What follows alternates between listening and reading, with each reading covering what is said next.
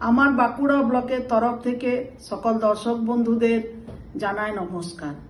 আমি বিগত 20-22 বছর আগে কথার একটা গল্প আপনাদের কাছে শেয়ার করছি।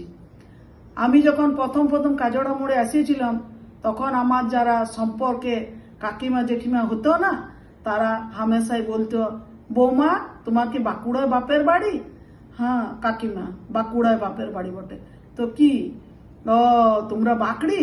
হ্যাঁ কাকিমা, তা তুমি বলতে পারো, বাঁকড়ি এই বটি, যেহেতু বাঁকুড়ায় বাপের বাড়ি।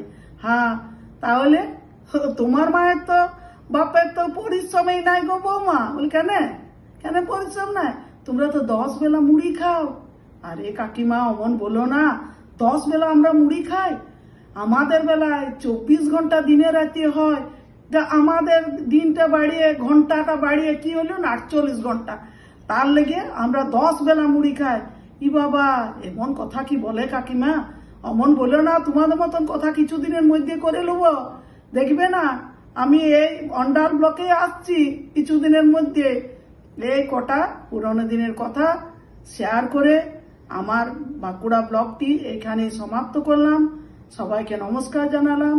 সবাই ভালো থাকবেন, সুস্থ থাকবেন। পরের ব্লকে আপনাদের সাথে আমার দেখা হবে।